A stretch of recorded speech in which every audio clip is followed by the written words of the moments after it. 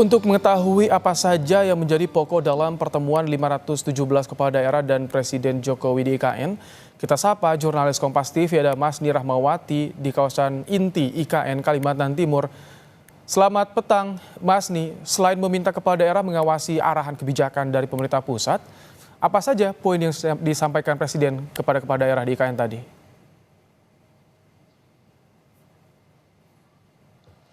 Memang ada 3 hal yang menjadi poin yang juga di-highlight oleh Presiden Jokowi dalam memberikan arahan kepada kepala daerah, baik itu kepada gubernur, wali kota, juga bupati pada pertemuan yang digelar di Istana Negara tadi pagi.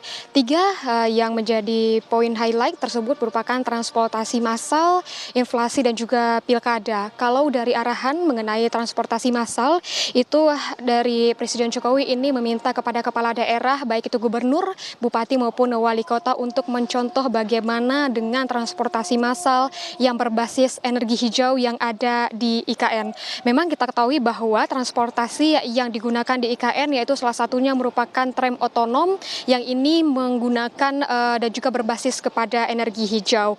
Dan tadi juga Presiden Jokowi sempat membandingkan bagaimana dengan anggaran serta bagaimana untuk dari transportasi massal yang digunakan baik itu di Jakarta sebagai ibu kota dan juga sekarang di Nusantara itu adalah tram otonom yang digunakan, di mana kalau kita ketahui bahwa salah satu transportasi massal yang digunakan di Jakarta maupun yaitu adalah MRT, LRT, dan juga kereta cepat.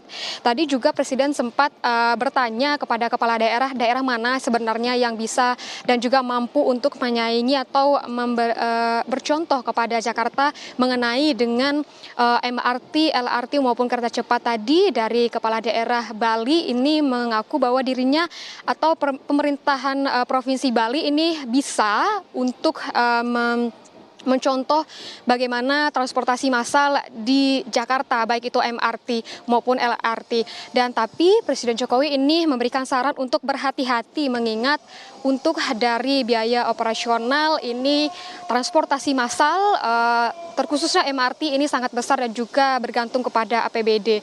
Dan selain itu pun juga dari Presiden Jokowi sempat menyinggung bagaimana dengan banyaknya investor yang sudah masuk ke dalam IKN, ada 55 investor yang masuk, dan tadi mengaitkan juga Presiden Jokowi mengaitkan juga bagaimana dengan APBD dan juga investor.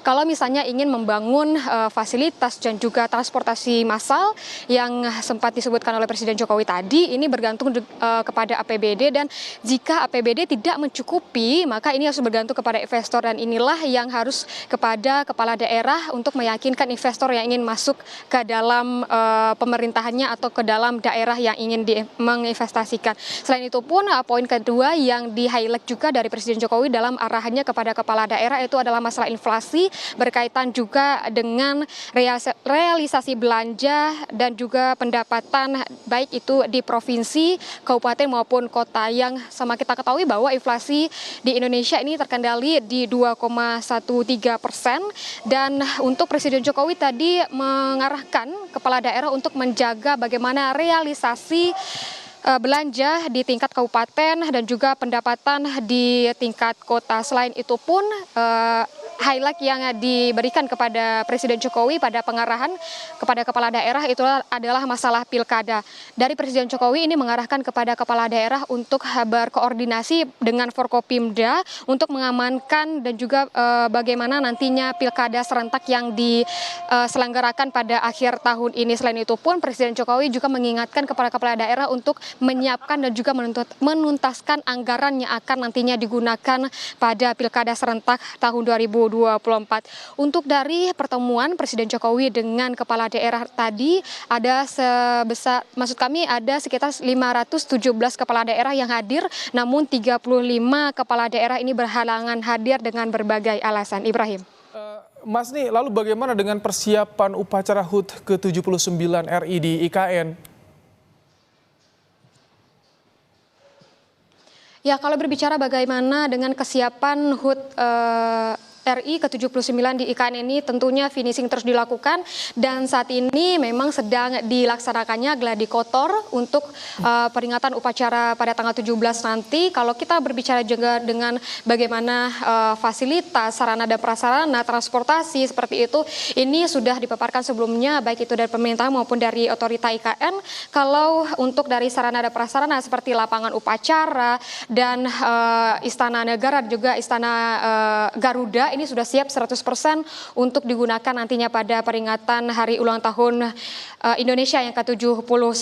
Kalau berbicara mengenai transportasi itu ada tram otonom yang sudah bisa digunakan. Pemerintah juga menyiapkan bus-bus yang digunakan nantinya untuk mengangkut peserta upacara dan juga tamu-tamu undangan. Kalau tadi juga siang tadi Presiden Jokowi sudah juga melakukan pengukuhan terhadap paskibraka yang akan nantinya mengibarkan bendera pada 17 Agustus. Dan kalau berbicara bagaimana dengan pusat dari kawasan inti peringatan nantinya 17 Agustus dari lapangan upacara, Istana Negara dan juga Istana Garuda ini sudah siap 100% yang digunakan untuk upacara 17 Agustus. Ibrahim.